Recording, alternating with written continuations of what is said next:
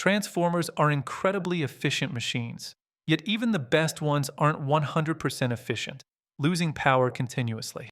This lost energy manifests as heat, magnetic leakage, and resistance, impacting efficiency and lifespan.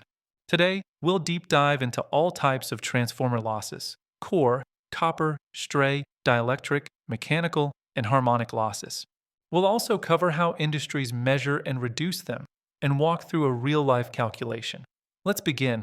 When electrical energy enters a transformer, some is lost internally, primarily as heat, unwanted magnetic fields, dielectric stress, and mechanical vibrations.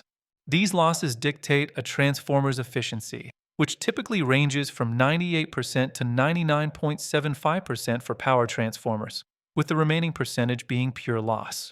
Poor losses occur in the magnetic core, made of laminated silicon steel, as AC magnetizes and demagnetizes it repeatedly. Hysteresis loss results from molecular friction as molecules within the steel align and realign with changing polarity, generating heat. Using materials like CRGO steel significantly reduces this loss. Eddy current losses are induced circular currents that waste energy as heat. These are reduced by laminating the core, using thin sheets, high-resistivity silicon steel, or amorphous metals. Core losses are almost constant and present even at no load, combined as wiring equals WH plus W. Copper losses occur in the windings when current flows, resisting the flow and generating heat, known as I superscript 2 or loss.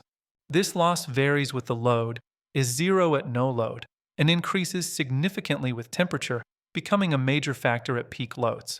Stray losses arise when magnetic flux leaks from the core into nearby metallic parts like tank walls, clamps, and bracing structures. Manufacturers reduce these by using non-magnetic structural materials, magnetic shunts, tank wall shielding, and proper clamping. Dielectric losses happen within insulating materials like paper, oil, and bushings, where AC voltage causes small leakage currents to generate heat. These losses increase as oil ages, moisture enters, or insulation deteriorates.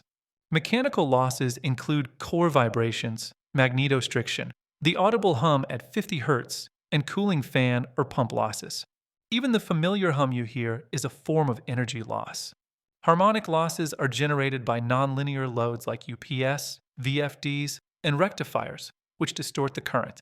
This distortion increases copper and stray losses, necessitating K-factor rated transformers to handle harmonics. Industries measure transformer losses using two standard tests: the open circuit test and the short circuit test. The open circuit test, or no-load test, finds core losses by supplying rated voltage to the primary with the secondary open. The short circuit test, or full load test, determines copper losses by shorting the secondary and applying a small voltage to the primary. Let's consider a 100 kVA transformer with 800 watt iron loss and 1200 watt copper loss at full load. If the output is 80 kilowatts at 0.8 power factor, the total input becomes 82 kilowatts, resulting in an efficiency of 97.56%. To reduce losses, use CRGO or amorphous cores, proper cooling, good quality insulation, and reduce harmonics. Ensure tight clamping of the core, shielding for stray flux, use low resistivity copper, and perform regular oil filtration. And that's the full breakdown of transformer losses. Understanding these is critical for designing, maintaining, and selecting transformers. If you found this video valuable, don't forget to like, comment, and subscribe to SimpleGAN for more powerful engineering knowledge.